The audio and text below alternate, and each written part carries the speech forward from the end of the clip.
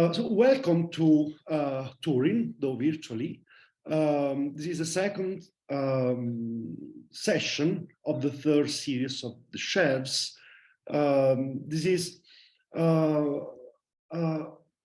event supported by CUP. We are grateful to CUP for supporting it, for providing the volumes to commentators, and for providing this useful information, discount on the book we are presenting to those who will attend the sessions. So just please write to Michael Sharp. Arianna, great. Arianna has just sent to the chat the relevant address, saying that you attended this session and you may have a 30% discount on this one. These are the practical info. Let me now start with more interesting things. It is a pleasure to chair this session that is devoted to the new Cambridge companion to Plotinus. If I have it right, the original, the first Cambridge companion to Plotinus was published in 1996. And it is quite interesting that in around 30 years, there is actually the need for a new Cambridge companion to Plotinus. This is quite telling about scholarship, advances in scholarship of Plotinus. And this new very important volume has been edited by Lloyd Gerson and James Wilberding. They, of course, don't need an introduction. Everybody knows them. And we are very grateful to them for accepting to have the volume presented in this event. And then we have Alexandra Michalewski and Anna Motta commenting on this volume, and thank you both of them for accepting our invitation for reaching this event. So for those who never attended the shelves, the format will be as follows. I will now stop with these unhelpful things I'm saying and just ask James and Lloyd in particular to introduce the volume. And then Anna and Alexandra will provide comments on the volume itself, raising questions or issues. And then we'll just open the floor to the debate, to discussion on the volume itself, and we'll see where this debate will lead us. So let's start then, and please, Lloyd. Thank you, Federico. Thank you for arranging this. When Hilary Gaskin asked me to consider a new companion, I went back to the old one from 1996, and I realized that since then, a whole generation of scholars had grown up who in 1996 were not doing Plotinus. And I thought one of the benefits of a new companion would be to introduce, so to speak, the philosophical and historical community to a new generation of Plotinus scholars. And that's in fact what I aim to do. First of all, to get a co-editor from a new generation of Plotinus scholars. I doubt that 27 years ago, James was working on Plotinus, probably not. So together we began to seek out the very considerable amount of work by people from all over the world on Plotinus. And so that was the first aim. Secondly, since 1996, the scholarship on Plotinus has grown in a couple ways. One, topics that were only barely or on the periphery of Plotinus scholarship have grown in interest and more work done. I think in particular on the Gnostics, Plotinus and the Gnostics. We know even now not nearly enough about the Gnostics and the material, but in 1996, there was very, very little, and it was very sketchy. The texts weren't known. And so this very important treatise of Plotinus was really not very thoroughly discussed. in the first one. And so we wanted to include that. And the first one,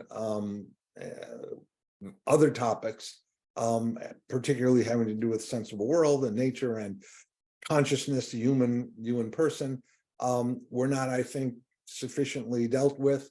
And again, over the last couple decades, there have been some wonderful books and articles which deal with this material at a very sophisticated philosophical level, but also in relation to Plotinus's predecessors, and one hopes and continues to be in relation to those who succeeded him.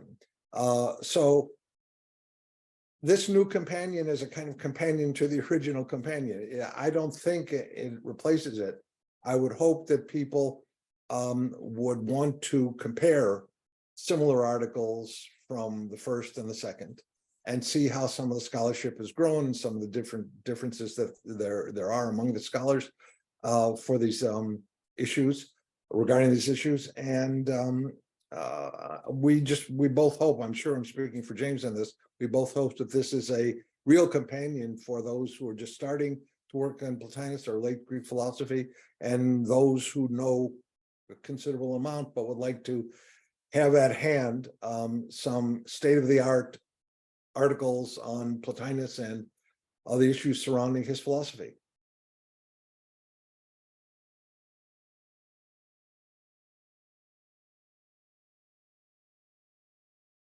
So that's it. Okay, sorry. Thank you so much for this introduction. And so let's start.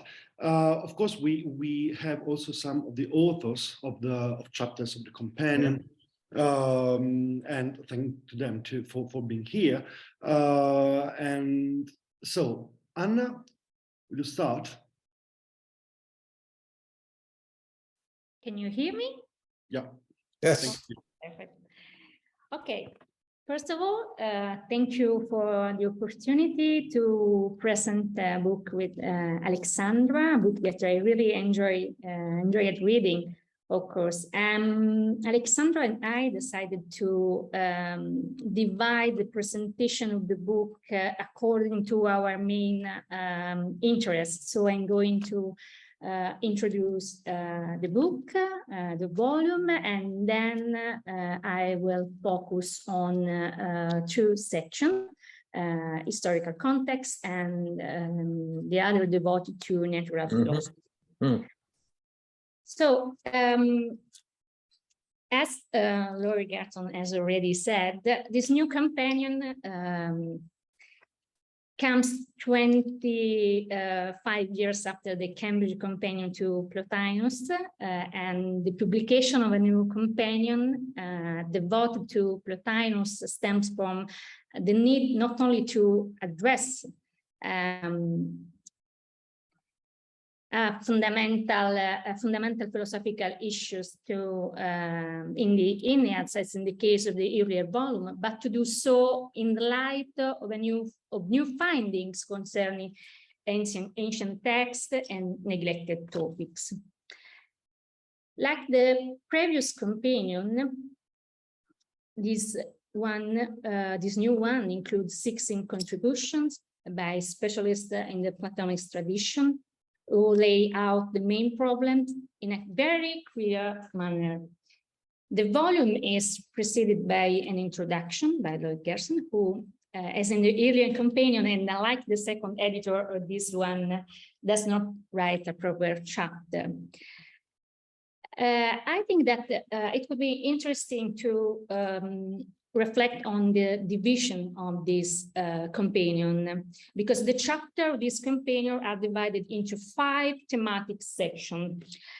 Okay, these thematic sections are artificial, as Lloyd Gerson said in the introduction, but I think that the division is really important to understand the complexity of Plotinus philosophy. And I will go back on this topic at the end of my introduction. So generally, rather than providing a systematic treatment of the usual kind, this thematic section offers a selection of particular topics that are thoroughly discussed, and showing that it is impossible to separate any aspect of Plotinus' philosophy from his metaphysical thought.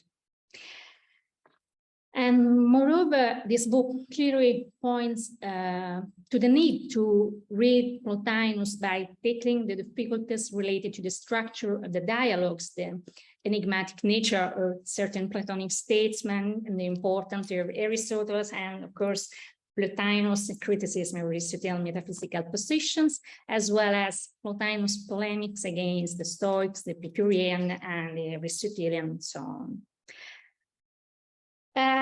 In my opinion, but I think it's clear, the volume is well balanced and provides a convincing outline on Plotinus' philosophy, even though the structure of the contribution varies. I mean, some discuss substantial textual excerpt, while others opt for a broader reassessment of specific topic in the light of new doctrinal acquisition, new textual acquisition, preferring to focus on the analysis of a few textual examples. In any case, the book's chapters, both individually and as a whole, succeed in demonstrating the strength of the arguments presented and the complexity of Plotinus' exegetical work. An observation from a formal point of view. All chapters support the arguments with substantial notes located at the end of each chapter, which helps ensure a smooth textual flow. The index locorum allows approximately 9 pages to thinkers other than Plotinus and about 13 to Plotinus himself. About the introduction. So in the introduction, rather than stressing that the volume serves as a reference work for students who are new to Plotinus and specialists who will benefit from clear and lucid remark, Gerson correctly emphasizes the usefulness of a new companion, especially in relation to the considerable increase in studies on Neoplatonism, as he taught.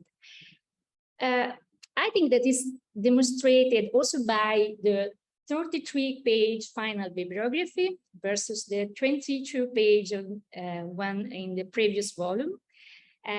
This bibliography is not only up to date, but also carefully laid out for each chapter. At the same time, of course, this companion is not meant to replace a direct reading on Plotinus. Rather, it is designed to serve as a valuable guide to the Aeneas in all its detail, obscurities, contradiction, especially because Plotinus' writings can hardly be regarded as systematic. The Plotinian system ultimately concerned basic entities, principle of operation, and had the effort to develop a unified explanation of the world. So, let's start with the observation on the single section and each chapter. The earlier companion attempted to present Plotinus' philosophy both in its own right and in relation to its philosophical tradition, although the Middle Platonists were poorly represented. The first part of the new companion emphasizes the need to place Plotinus in a historical context. This part is entitled Historical Context. This historical context nevertheless remains limited to the exegesis of Plato and Aristotle, Gnosticism and Christianity, and later Platonism. Perhaps, and this is a question for the editors, to further enrich the perspective, it would have been interesting to also read something about the Plotinian criticism on Middle Platonist theories, or, for example, I am thinking about Numenius. However, the choice not to provide such a chapter in this section because reference to meet the Platonists are in other section of the book, of course. So this choice may be justified by the fact that what the editors mean by historical context is not the long and complex Platonist tradition, but the philosophical and religious currents of Plotinus' day. It is precisely in light of such currents that Plotinus' personality emerges as the founder of an enduring philosophical tradition. So let's go to the first chapter by Eric Pearl. Eric Pearl opens the first section with a chapter entitled Plato and Aristotle in the Enneads, and opens this first section by reflecting on Plotinus' complex relationship with Plato and Aristotle, especially as regards his formulation of the theory of the principles and his cosmological and ethical theories.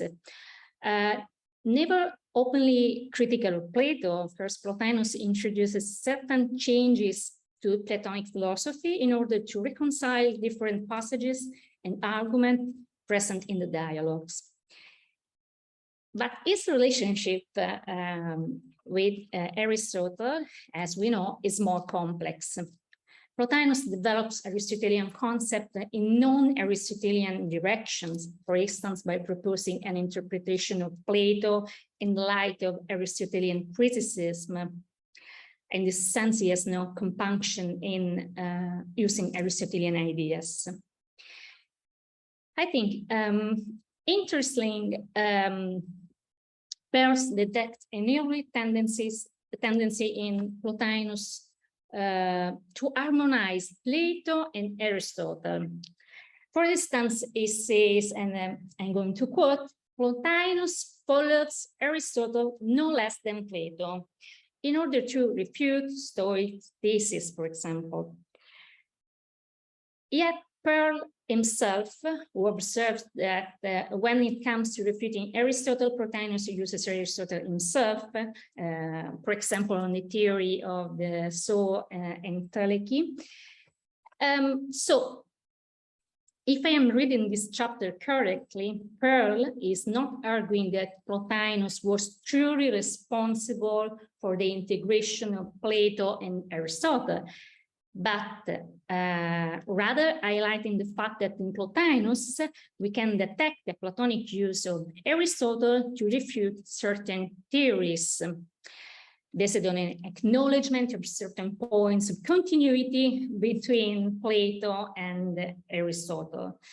For example, it's clear that the goal of being godlike and the understanding of divinization as the life of intellectual contemplation could be a good point of harmonization, a good point of agreement between Plato and Aristotle.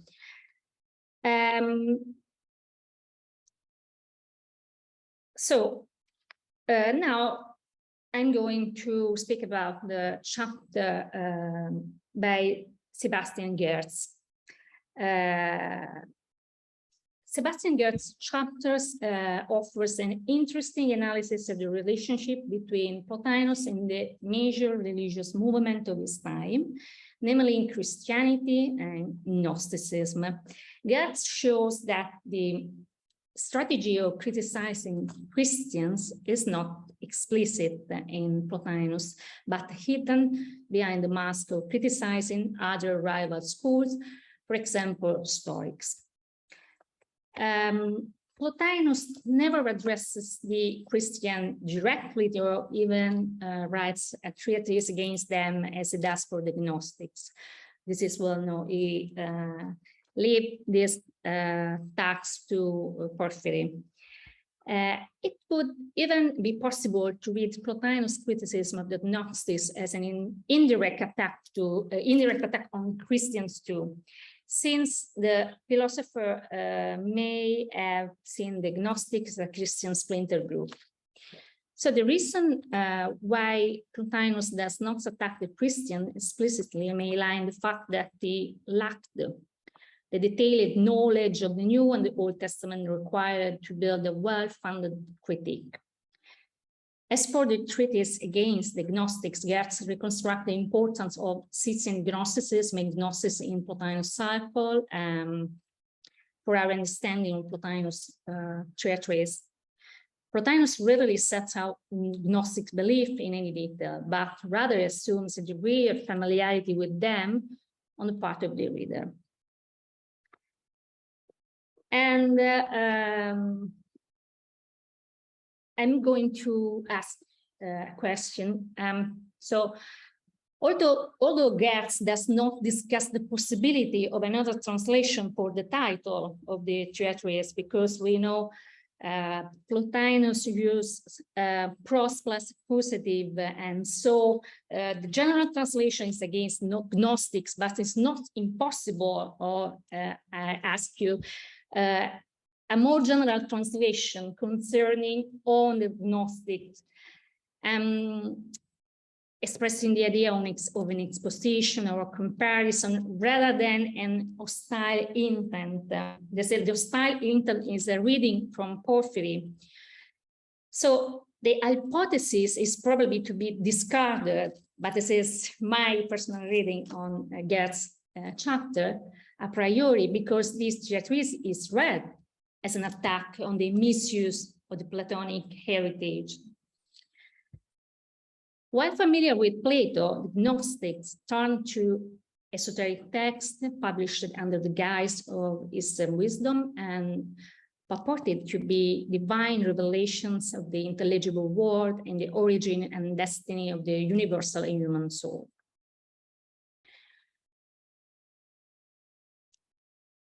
So the next chapter is by Marie Martin, and it concerns the relationship between Plotinus and other Neoplatonists. She starts by reflecting on Porphyry, the rejection of Plotinus' criticism of the categories and the harmonization of the Aristotelian immanent universal with the Platonic transcendent form. This is a topic also dealt with by Griffin in his chapter. So from such point of disagreement, a well-known disagreement with Plotinus, do not make Porphyry any less of a pupil of Plotinus, no more than the question of religious ritual makes Iamblichus less of a pupil of Porphyry. None of the Neoplatonist philosophers mentioned by Martin can be excluded from the golden chain of Platonic succession, which it would be wrong to regard as a monolithic whole. The Neoplatonists share certain common assumptions, but proceed by gradually developing seeds already present in Plotinus. It is well known that it is called the Great, Plotinus the Divine, and Plotinus the man who is speaking in the most inspired way by Proclus. Notwithstanding Plotinus' acknowledged role as a philosophical leader in the history of Platonism, Proclus is not afraid to introduce innovations in the formulation of principle of causation. What Proclus offers is a systematic approach to texts and theories which extend on the religious side of Platonism and ensures Neoplatonism's enduring influence in the history of philosophy.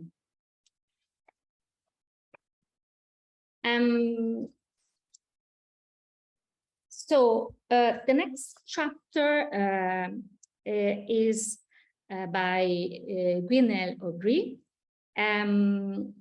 Gwyneth Aubry is the author of a chapter devoted to Plotinus' major innovation, namely the postulation of an absolutely transcendent first principle. One of the problems generally related to this postulation is the possibility, or rather almost the contradiction, of only being able to reach this principle through an experience of complete absorption into the one. That is a mystical experience. Our of the difficulty of denying the mystical character of the experiential, direct and supra-intellectual unification of the soul with the one, the author seeks to better define the meaning of Plotinian mysticism. Aubry shows that the ontological and causal structure of reality lies at the basis not only of the reciprocity of procession and conversion, but of the very possibility of having a mystical experience. The experience, namely the experience of the one. As Aubry says, that of Plotinus is not a wild mysticism. Rather, it is a return journey which presupposes that the soul has identified with its intellective essence through the practice of true reasoning and reminiscence. So my question is a question of request of clarification. What does it mean with wild mysticism? If it's possible to go more in depth on this notion. So she means religious mysticism, and so we have to consider the, for example, the Scythian background of this mysticism and take Plotinus apart from this. So through the trace of the one within us, we can talk about what is radically transcendent for us and follow a path that teach us about the one and ultimately leads to it. So the question of discursive and non-discursive thought is also defined within this section, but is a topic also of another chapter by Christian Tornau in this volume. So I'm going to introduce the other section on which I focused, and is the section devoted to natural philosophy. And like the other section, this entitled Natural Philosophy presents contributions that engage with Plotinus' philosophical background and his knowledge of Aristotle's treatises. His criticism of Aristotle is, in a sense, an exhaustive refutation of this philosopher, but rather a critical exploration highlighting the problems and inadequacies in Aristotle's account. So the first chapter of this section is by Riccardo Chiaradonna and is the first of the only two chapters that had the same title in the early companion. The second one is that by Jan Opsomer. It is well known that the issue of eternity and time, the title of this chapter is Eternity and Time. And so this issue is not only fascinating, but also puzzling. Andrew Smith, the author of the chapter entitled on Eternity and Time in the earlier companion, certainly highlighted this, but without grasping an interesting feature of the Enneads as a whole, namely the use of the first person plural, we. Following Chiaradonna's intriguing interpretation, eternity and time are defined not as substances, but rather as modes of being, ways in which the intellect and the soul exist, are present and can be grasped. So the use of we, the pronoun which stands for the center of the psychic activity, and that is part of the vocabulary of different phenomena of consciousness, self-awareness,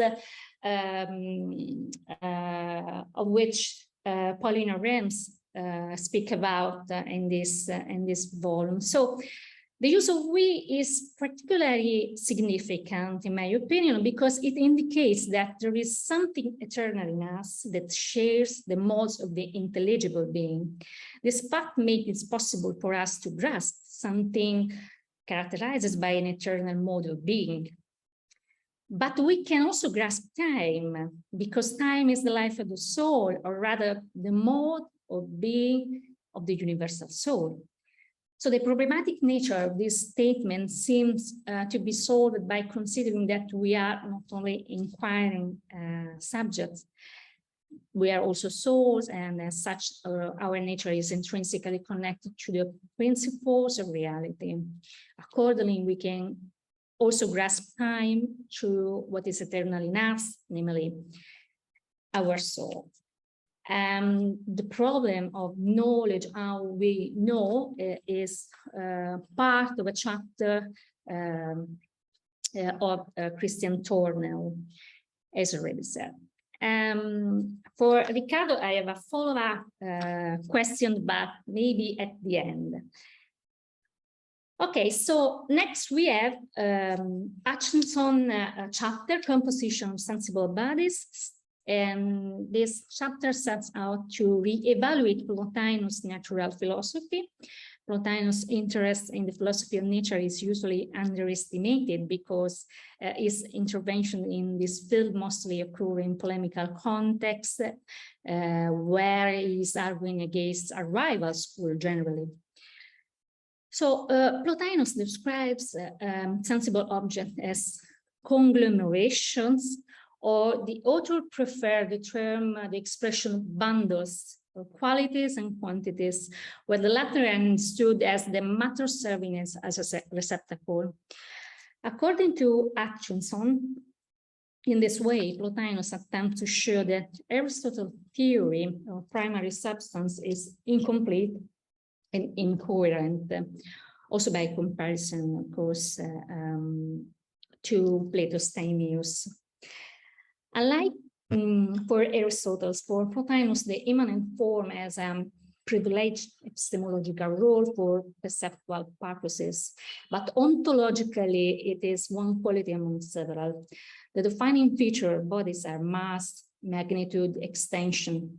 It is in virtue of this feature that bodies are divisible and subject to dispersion, but also they can serve as quasi-material substrates for qualities. And so we have the last chapter of this section. It's by James Wilberding, and he discusses the idea that with Plotinus, we can start talking about the metaphysics of nature. Indeed, at the last one case, Plotinus clearly attributes the term hypostasis to nature. And actually, leaving aside Porphyry opinion, which goes in this direction, the question is far from clear, far from clear. Plotinus describes nature and understood as universal nature, both as a part of the world soul, because it shares many salient features with the hypostasis soul and intellect, and as its offspring. And offspring or process of generation looks very much like hypostatic emanation. So this chapter demonstrates the importance of placing a precise topic in a broader theoretical framework as well.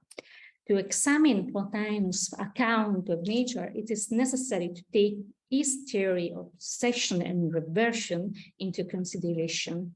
The idea of considering nature as a hypostasis stems from the fact that his contemplative activity is more commonly understood, I don't know how to say, as a sort of failed contemplation, or in any case, as one that is directed downwards rather than upwards.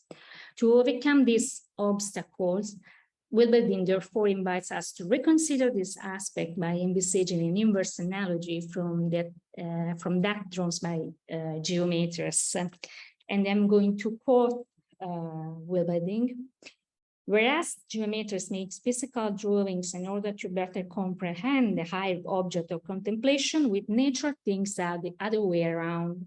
Nature comprehends the higher object of contemplation even without drawing, and what corresponds to the drawing, the physical world, simply falls out of that as an automatic byproduct of that contemplation.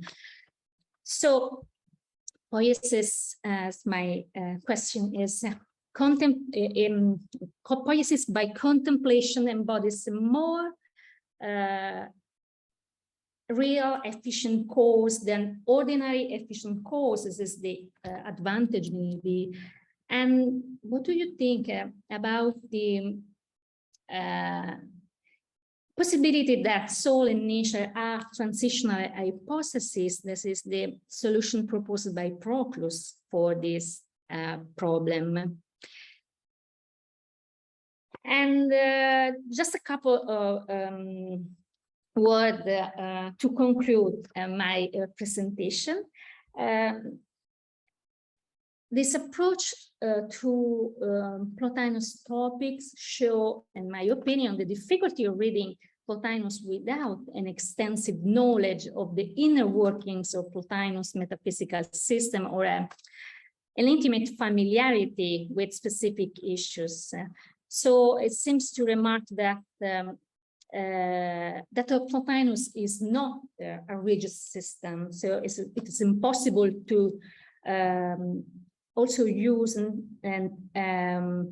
divide the thematic, the issues, Plotinian issues.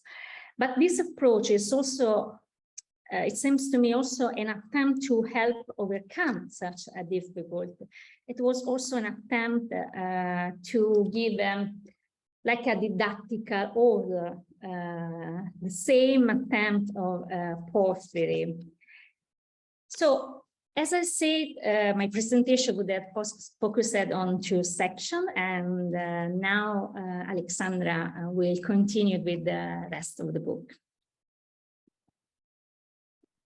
So, thank you, Anna, and for this presentation, and I immediately invite Alexandra. Thank you very much to the organizer and to Anna. It's really a pleasure to discuss the volume with you today. So the purpose of this companion is, as Lloyd Gerson indicates in the introduction, to testify to the liveliness of Plotinian studies, which have demonstrated remarkable growth and dynamism since the publication of the first companion almost 30 years ago. This growth has essentially taken the form of a broadening of perspective. Scholars have thus become increasingly interested in situating Plotinus's philosophy in its broader intellectual and spiritual context.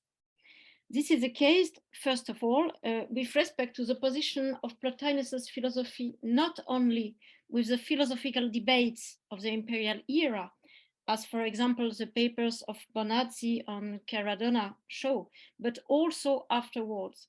So Martin's contribution offers a very interesting account of Plotinus's influence within the later Neoplatonic tradition down to Proclus. But the great value of the new companion also lies in its presentation of Plotinus' thought in the context of the emergence of new forms of spirituality and engagement with new cosmological models, as evidenced by Plotinus' polemics against Gnosticism. So the article by Sebastian that Anna Motta has discussed analyzes Plotinus' critique of the Valentinian movement based on the recent advances in the field of Gnostic studies since the discovery of new Nag Hammadi text. So the new entry in this companion devoted to cosmology, epistemology, and ethics contributes to enlarging our perspective on Plotinus' philosophy. And as usual, all these fields are very closely intertwined. Broadly speaking, several key issues emerge in the new companion, which I will summarize in what follows, also without entering into detail in each case. So So the volume is organized into 5 main parts, and in my discussion, in agreement with Anna, I will concentrate mainly on some aspects of the chapters dealing with metaphysics, epistemology, and psychology, and also with occasional look at ethics. So first of all, much emphasis is placed on the significance of the doctrine of the identity of intellect and forms. Indeed, this topic lies at the heart of the Plotinian theory of the cosmological principles, since the unity of forms and intellect is the immediate consequence of the eternal derivation of all things from the superabundance of the one. But this theory is also central to Plotinus's epistemological edifice, since it guarantees the criterion of truth to his cosmological system with the doctrine of the so-called double activity, and also to his ethical doctrines. As Mira Tuominen has shown, this theory lies at the core of the Plotinian definition of happiness. Indeed, whereas virtues are taken to be dispositions of the soul in the sense of acquired states and capacities, intellect's activity is timeless and self-identical, meaning that our conception of happiness ought to differentiate between the process of purification and the soul's purified state.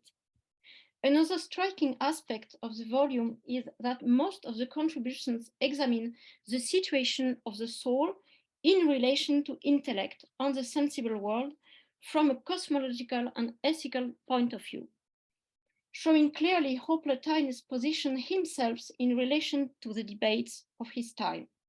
One specific innovation found in this volume is that it highlights his relationship with Galen's thought, whose influence can be detected at several levels, for example, in his epistemological conception of ennoia, as much as in his doctrine of the embodied soul, examined by Cadbury. So one of the key focal points of this companion is the contextualization of Plotinus's doctrine within the debates that took place in his school. As Bonazzi's contribution underlines, this identity of subject and object in intellect was so essential for Plotinus that when Porphyry, who originally supported the Longinian doctrine of the exteriority of the form to the intellect, when Porphyry entered the school, he was compelled to engage discussion with Amelius, which finally led him to change his position and perform a palynode. This debate, reflected in the figure of Porphyry, highlights the opposition between, on the one part, Longinus and Plotinus with respect to the nature of the forms. More specifically, the article in this volume show how Plotinus, in challenging Middle Platonic thesis, indirectly targets certain key claims of Hellenistic philosophy, which they exemplify. As Bonazzi very clearly points out, in criticizing Longinus's epistemological model, Plotinus opposes, more generally, the representational theory of knowledge which drags Platonism into a latent corporealism. In fact, Plotinus is used to employing what we might call a kind of double polemic strategy. For instance, in Ennead 5:5, in rejecting the Longinian doctrine that the intelligible are outside the intellect, Plotinus indeed opposes a more general way the supporters of a representational theory of knowledge, such as the Stoics, for example, or the Epicureans. And conversely, in Ennead 4:7, in the treatise of the immortality of the soul, we can see, as Federico has suggested in a recent paper, how Plotinus's attack on the doctrine of the soul as a composite reality is, by the way, of his polemics against the Stoics, very likely aimed maybe at Atticus. Well, we can discuss later, but we have the same double polemic strategy, what I would call, yes, it's very interesting. In fact, with the theological systematization of philosophy characteristic of Middle Platonism, which emphasizes the first divine principle, the doctrine of intelligible forms, and particularly their role as cosmological principle, became a central issue. The key problem for Plotinus, and more generally for the Platonists of the time, is how to understand, on the basis of an exegesis of Tamir's 39e, the relationship between the forms and the demiurge. And the middle standard Platonic solution was to define the form as the source of God, as John Dillon has very clearly explained. But it risked to jeopardize the status as truly independent substance and self-subsisting realities. So to circumvent the difficulty, Longinus invented an ingenious solution based on the Stoic doctrine of the lecton. And as Bonazzi explains, by adopting the distinction between mental representation and propositional content, Longinus could argue for the form's ontological independence without denying their relation to the first principle. Forms exist in a way that is distinct from the first divine principle, but nevertheless exist as a result, the kind of a result of his mental activity. But, however, as Plotinus points out, this solution also raises serious difficulties. By defending representation model of knowledge, supporters like Longinus of this theory unconsciously fell into a form of empiricism. If sensation cannot be taken as a criterion of truth, it is because when we grasp things by means of senses, we have access only to representation of the object and not to the object itself. So in order to overcome this difficulty, Plotinus introduced the doctrine of the identity of forms and intellect, as the contribution of Bonazzi and Tornau also demonstrate. And Tornau's paper, which focuses more narrowly on epistemology, draws attention to the fact that this Plotinian definition of forms provides an original answer to the traditional Platonic question of the gnoti-seoton. Indeed, true knowledge, which is found only at the level of intellect, is always at the same time self-knowledge. On the one hand, this reveals the deeply holistic character of the doctrine of intellect. Hence, as Slaveva Griffin, very interesting paper points out, on the basis of the detailed exegesis of Ennead 6.6, all the different facets of the intellect appears as a unified totality determined by the activity of intelligible number. At each level, we can find the activity of intelligible number, which give a very holistic dimension to the intellect. But on the other hand, this holistic definition reveals that the self-knowledge of intellect, like the self-knowledge of the soul, does not imply that there is a knowing part and a known part, just as the self-moving soul is not divided into a moving and a moved part. And Paulina Remas makes a very interesting observation that in intellect, self-reflexivity arises immediately from its immediate self-identity. So we have an immediate correspondence between self-identity and self-reflexivity. So seen in this way, globally, all the contribution of this section provide a new perspective on the Plotinian doctrine of the intellect, identifying a kind of invisible thread that joins together treatises 32 up to 45 via an analysis of the intellect in its holistic nature, its eternal genesis from the interweaving of the 5 great genera of the sophists, its perfectly autonomous and eternal life, and at the same time, the situation of the soul in relation to it in the treatise on the eternity and time. So we have a kind of development from treatise 32 up to the treatise on the eternity and time, developing the motive of the unity, deeply holistic unity of intellect. No, it is noteworthy that in attacking Longinus's epistemology, Plotinus also criticizes his model of demiurgic causality. Indeed, according to Plotinus, the demiurge does not contemplate an intelligible paradigm that lies outside of himself. In reality, the doctrine that the intelligible forms are to be found outside the intellect goes hand in hand with an artificialist conception of divine causality. And in the case of Longinus and, for example, Atticus, with a temporal reading also of the first parts of the Timaeus.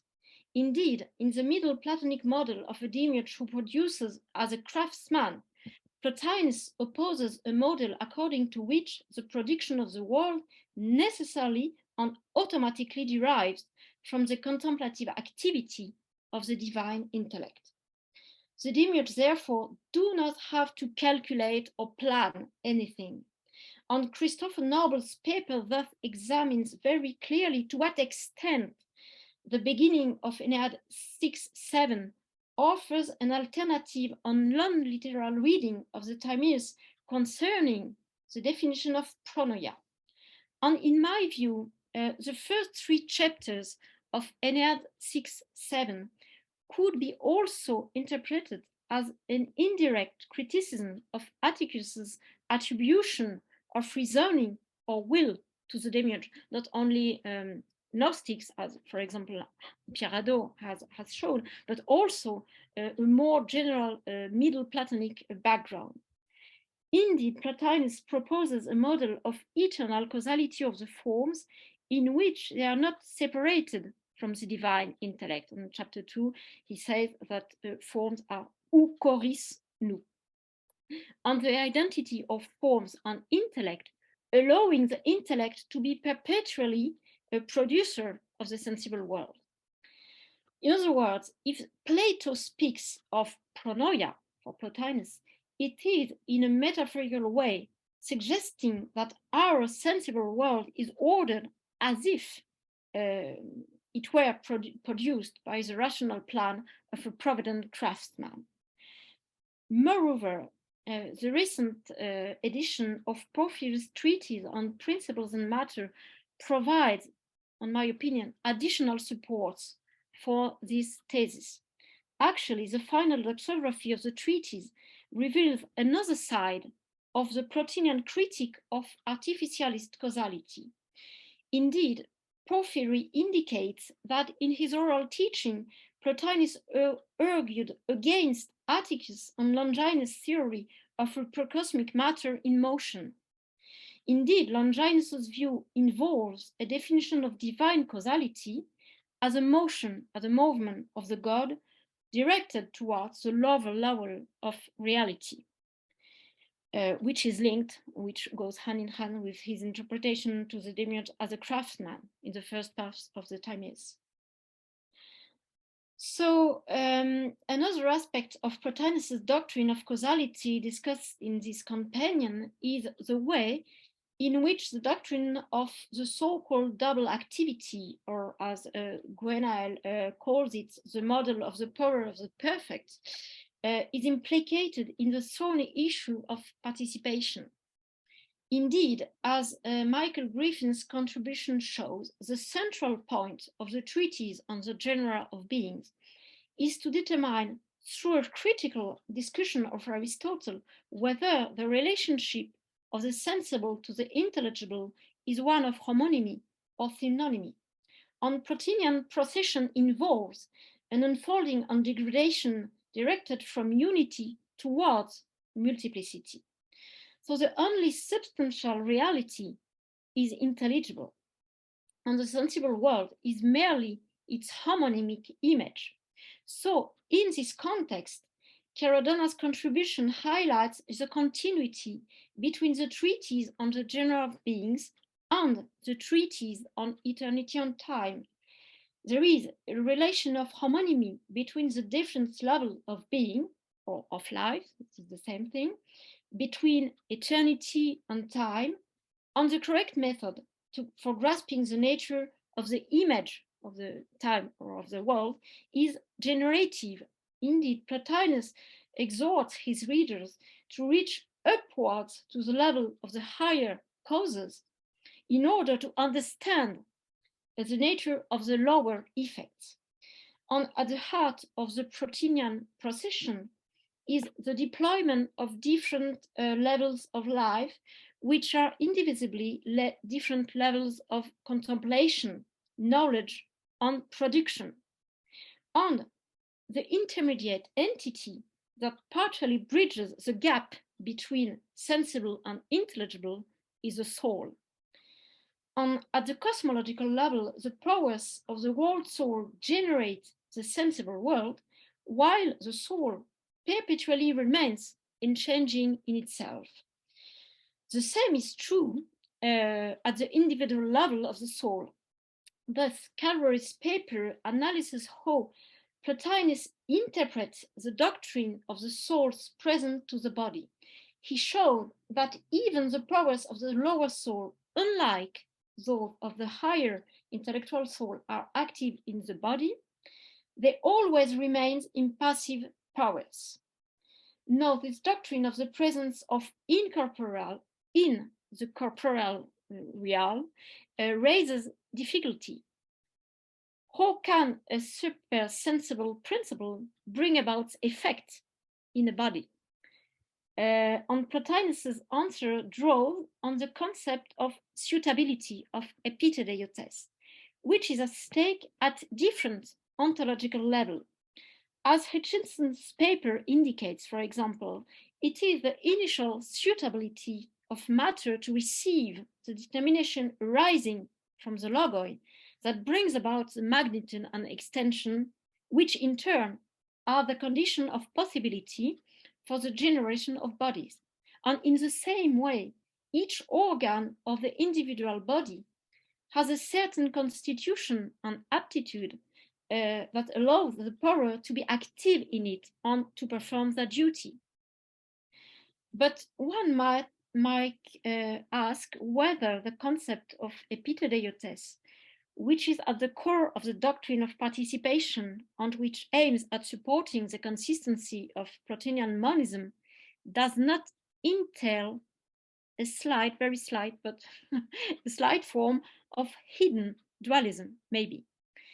And this slight tendency toward very latent dualism could be also detected in Jan Opsomer's analysis of matter. Basically, in Aeneid 1:8, Plotinus develops a particularly complex doctrine of matter, which is defined both as absolute non-being, that is, as a mere privation, and at the same time as the opposite of the good. He equates matter with the primary evil, and as Opsomer clearly points out, primary evil consists of the rejection of forms in general, in the sense of an incapacity to accept any form or goodness whatsoever. This incapacity represents what Plotinus calls the substance of evil. And as a matter of fact, it is not easy to think the power or the causality of matter as opposites of the goodness. It's very difficult to understand. Indeed, in defining matter as mere privation, he does not want to say that matter does not exist at all, but rather that, as Opsomer indicates, that something that has no goodness at all is in itself bad and has also bad effects on other things. So to resolve the question of the causality of matter, negative causality of matter, Plotinus shifts the focus onto the attitude of the individual soul. Matter can corrupt a given soul only to the extent that it yields to weakness and allows the soul to be carried away. It is thus the responsibility of the individual soul to choose whether it fixes its attention to the lower or to the higher level. So, in conclusion, all this volume demonstrates perfectly, in my eyes, the incessant renewal and growth of Plotinian studies. For example, one of the great merits of this companion is that it provides an account of how Plotinus's philosophy was to a large extent elaborated in opposition to several key doctrines of Hellenistic philosophy and also to Middle Platonism, which in most cases represent one of the same target most of the time. As we can see, for example, in the case of Longinus's epistemological theory. From this point of view, the new companion is an extremely useful tool, not only for scholars, but also for students and young people looking to explore Plotinus' thought and discover new research perspectives for the years to come. Thank you very much. Thank you so much, Alexandra. And so, I mean, the richness of these comments clearly testify to the richness of the volume itself and of the topics touched upon by the volume. So I would proceed as follows. I mean, I just open the floor to replies, reactions, comments on these presentations. Yes, so please, if anybody wants to, well, maybe we may give precedence to editors and authors. And I thank William for raising the hand, and we can keep William's question for later on, if you agree, William. So James? Right.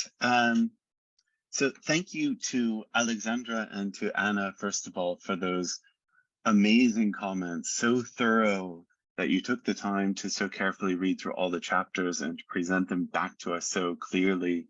That I wasn't expecting that. Thank you very much. I mean, I was jotting down all of these questions that were raised during these presentations. Maybe I'll just pick out one of them. And so maybe I'll start by making a comment just about my own chapter. Anna, I know you raised some questions about what I thought about Proclus's solution. I'm not sure I have a considered opinion about that. I mean, my interest in that chapter was, I think when I went back and started thinking about this, and Lloyd mentioned this before, you know, when the first Cambridge Companion came out, I wasn't working on Plotinus yet. In fact, I had just started grad school in 1996. And I remember when I started working on this, I was very puzzled by this precise question of whether nature is a hypostasis or not. And I thought at some point over the course of my career, this question had been set aside. And it sort of dawned on me as I was thinking about nature in connection with this volume, that people were still talking about nature as a possible fourth hypostasis. So I sort of thought it's a live issue. And it's kind of it's an inviting issue, I thought, because it gives a chance to talk about the development of scholarship and to also talk about, well, what's a good question and a bad question for Plotinus? In some ways, this is both of those things. There's no great answer to it, but so in that sense, it's a bad question, but it's a good question in the sense that it gives us the opportunity to think about what are our criteria for hypostases and what exactly does Plotinus say about nature. But I wanted to come back to Alexandra's comment in connection with suitability. Yes. You said at some point that there might be a kind of hidden dualism here Could you maybe say a little bit more about that? I mean, that's very intriguing, and it's not clear to me. One of the reasons why it's not clear to me is, I mean, one could think that any time where you're kind of faced with this Cartesian problem of how two different substances are interacting, that's kind of dualism. But it seems to me that even an emergentist or something like that might have some sort of story that one would have to tell about how higher level entities are interacting with the lower level entities that they're emerging from. So it seems like that would be not dualistic, but kind of going in the other direction, right? When we talk about soul sort of affecting the body, even though it sort of emerges from the body, this seems to be just the other thing in the other way. Would that settle the concern about hidden dualism, or is it still there? Am I not getting something? Yes, I think you're right, but it's puzzling, this position, because most of the time we have a kind of a circle in the participation, so it's very difficult to think really to what extent the suitability of the receivers of the sensible objects, of the body, and so on, depends entirely on what is given from the higher level, because it's really intriguing to think, because Plotinus says, okay, it gives traces, it gives and so on to the lower level, but it's really hard to think. So what is to what extent does not the body or matter itself maybe a kind of what's to say, not independence, but do you see what I mean, or exactly or not? I think I see the circularity problem, yes. Right? That there's a concern that on the one hand, it looks like suitability is pushing the envelope, as it were, to the sensible world and saying whether this is an A, B, or C will depend on the suitability of the matter. All of the A, B's, and C's are kind of being projected onto it, but it's only going to receive one of them. But then we can turn that around and say, well, that suitability is itself a function of what's coming from above. Right. So I see that problem. I still sort of, I think it would take some work to articulate it, but it seems to me like that this sort of problem could be answered by saying, well, there are layers of projections, right? And first we need to sort of get earth, air, fire, and water sort of figured out. And once those are sort of given a certain structure, then they either are or are not suitable for another layer of projections. And I'm sort of optimistic about this, although I don't think I can give a full account now, but maybe in some way then that would solve the circularity problem. You have this, yes, you have, I think it's the same opinion as Tornau, Tornau's paper on the circularity. Yes. For Christian, it is a kind of answer to Aristotle's hylomorphism also. It is kind right. of, seeing the problem at the higher level. Also, the suitability between body and soul in Aristotle's doctrine is seen at the up level for Plotinus, but it raises also this problem of the epitheliatus one level higher. It's very interesting. I think you're near to this solution, no? maybe, but okay. But I get the problem. Thank you. Okay. Other remarks or replies from editors or authors, or we have William's question. Riccardo.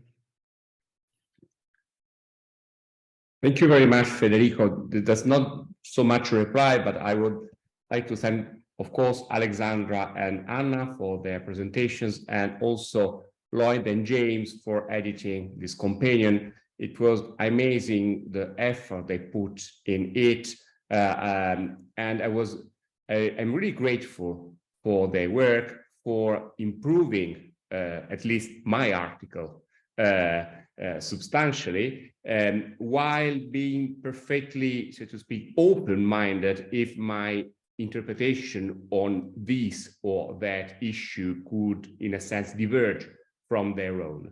and that's not a frequent experience. And that's why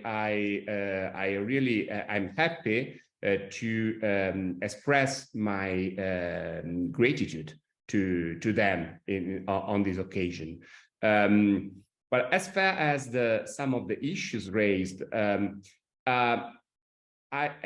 one of the main issues, I think, in Plotinus and possibly in this companion too, is that as all great philosophers, his work does not only provide us with a set of doctrines or tenets or whatever, but also with arguments and with open issues. And I personally think that what emerged from from this companion is that, in a sense, open issues and can be at least as fruitful as those issues in which we can outline a definite answer by Plotinus. For example, what is the relation between forms and life? Life is not a form, but still is connected to the forms.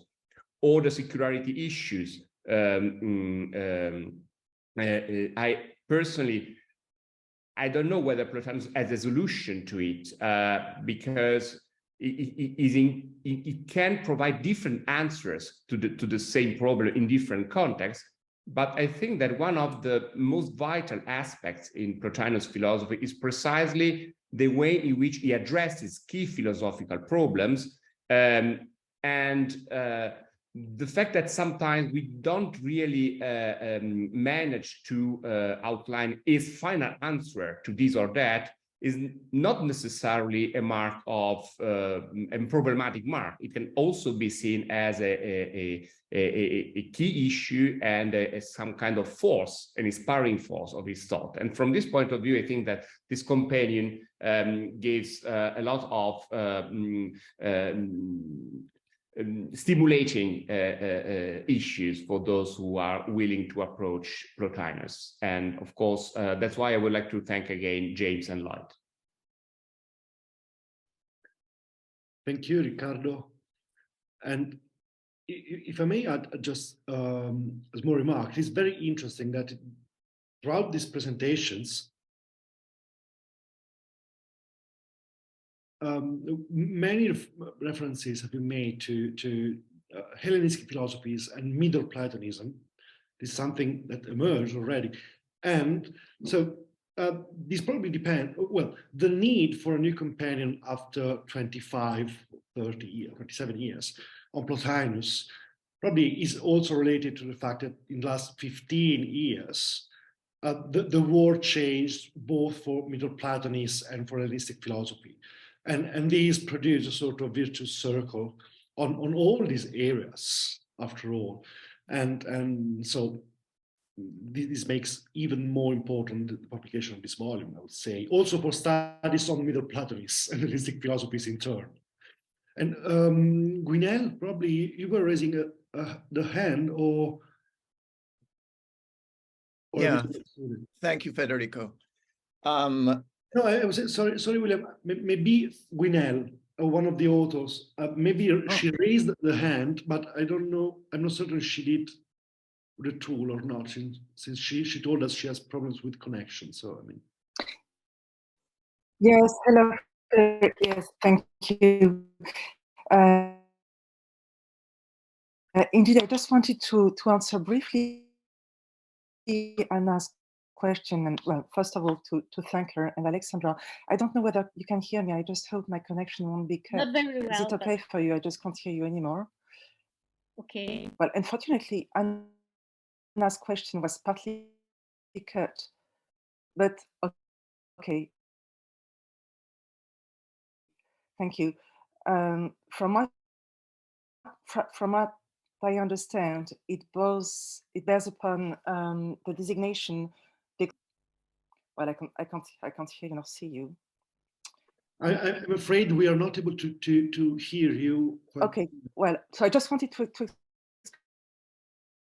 myself briefly on this point. So I borrowed this expression to a French philosopher, called Michalewski and instantaneous and hazardous experience, which can be articulated to any kind of specific process, to which,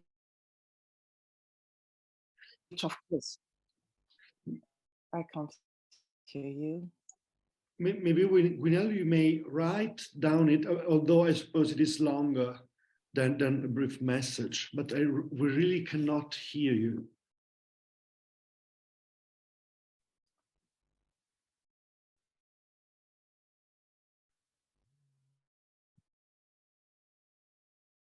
Right, well, okay, I'm so sorry about this. No, don't worry, I mean, while you're writing, we may ask William to ask the question and then can get back to William's reply. So William, please. Thank you, Federico. And this volume is extraordinary in so many ways. The decision to empower a lot of new scholars has been emphasized, and it's just very praiseworthy. But another element that I think is important to make in an Anglophone context is the degree to which the editors brought out for Anglophone readers a lot of great scholars that are not primarily writing in English, and giving them an opportunity to have a big impact on Anglophone scholarship. Is another true merit of this very surprising and interesting volume. I have a historical what-if question I want to ask the editors. Since Lloyd emphasized at the very beginning that one of the new things that happened is not just the rise of these new scholars, but of Nag Hammadi and the Gnostic texts, I want to ask a historical what-if, which is that if the late Zeke Mazer had not died in an untimely way, I'd like to believe that you would have asked Zeke to contribute to this volume. I thought that Sebastian Geertz's article, which didn't cite Mazer, and indeed where Mazer's not cited in the book, was because of the Christian overlay, that the actual impact of Nag Hammadi that has had such a big effect in the 21st century. Anyway, so that's what I'd like to ask James and Lloyd, is that if Zeke Mazer had lived, would you have asked him to contribute a piece to this volume?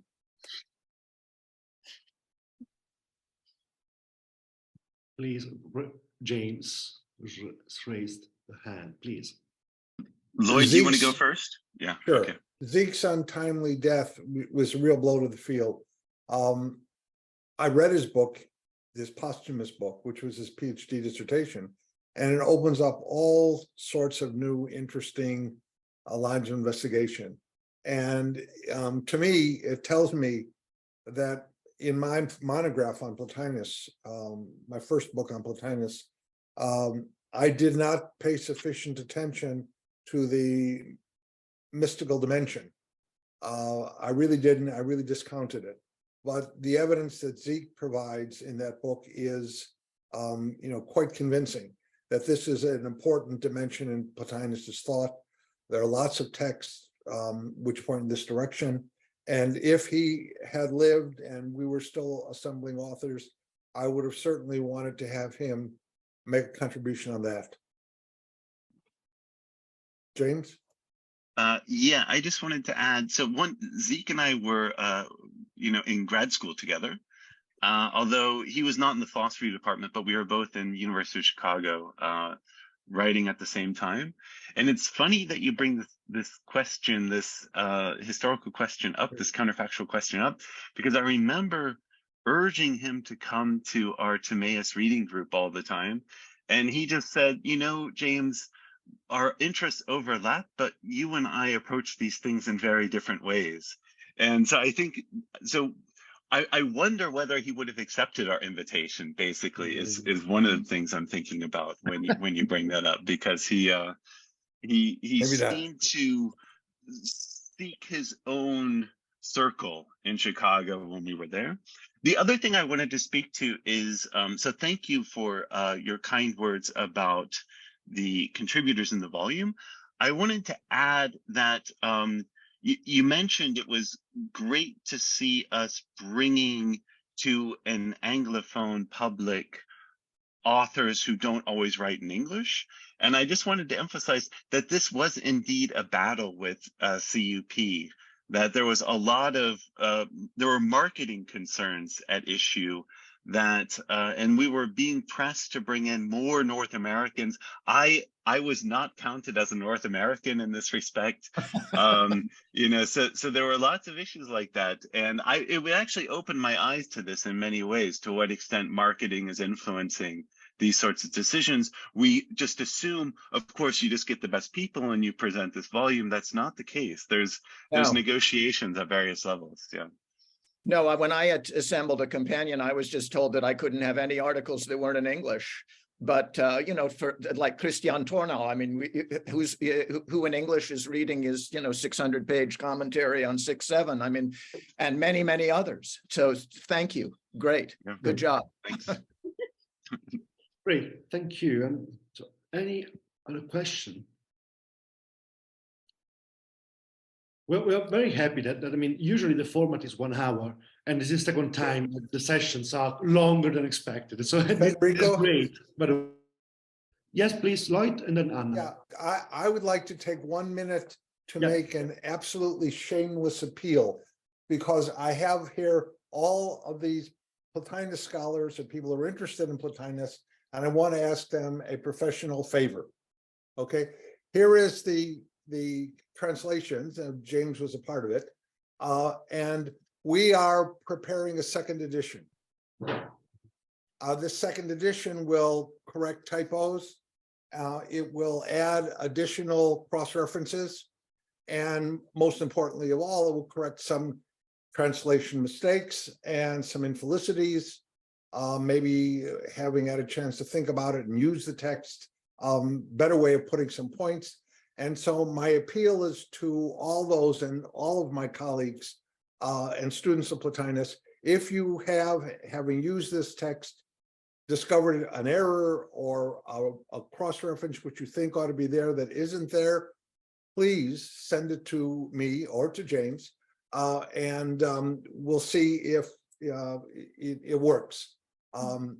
We'd like to make this as good as possible. This is our last chance. There won't be a third edition, I don't think. And so we'd like to make it a resource that is really useful for the profession. So that's my appeal. We'll do it, Lloyd. Good. Even those of you who feel you can't comment on an English translation because it isn't your mother tongue, still you may have read it and thought this isn't quite how I would put it. Fine, tell me in Italian. That's fine. Maybe we need to go through Italian to get a better English. Well, I mean, we have the senior reading group in Turin has always been voted to Plotinus. So I mean, we used widely translations, and that's great. So I mean, but we'll check, of course, again. And so, William, I don't know whether this is a new hand or old hand. I just had a tiny follow-up for Lloyd on that question about the translation, which is that, what is your attitude about people using the translation, Lloyd? I mean, because anybody that's in favor of it. What? I'm in favor of it. Well, so in other words, if Cambridge asks you if you will approve, like, I don't know exactly how it works, but I think it's going to be hard for good Plotinus scholars to keep under a 500 or 5,000 word limit in quoting those excellent translations of yours.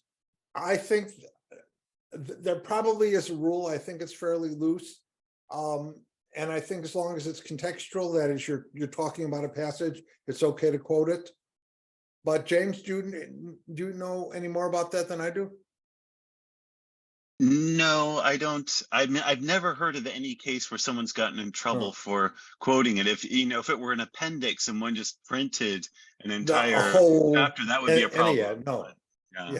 But well, I mean, would you recommend, because I know I'm using more than the usual limit of words, and I'm hesitant to request through Cambridge for using it. Do you have any strategy that you could give me on that?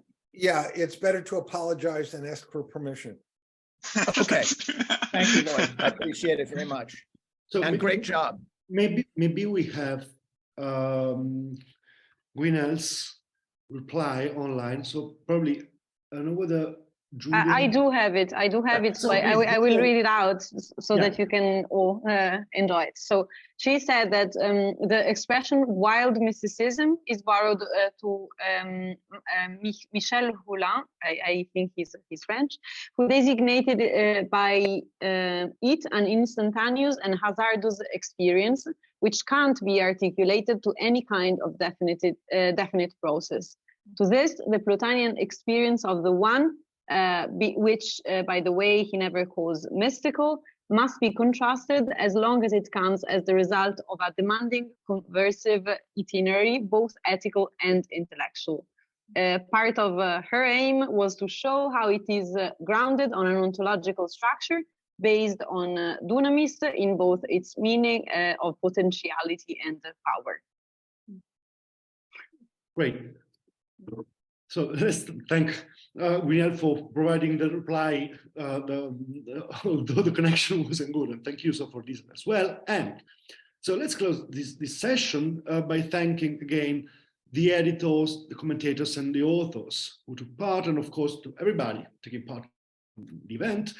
The next session of the shelves will be devoted to Brad Inwood's source book, Later Stoicism, an introduction to and collection of sources in translation. Of course, this is one of the volumes of the CUP series devoted to a range of philosophies with source book and translations and comments. So it will take place on April 20th. So we take a stop. In the meanwhile, and thank you so much for attending and have a nice evening. Thank you. Thank you very much, Federico. everyone. Thank you all. Thanks so much. Bye.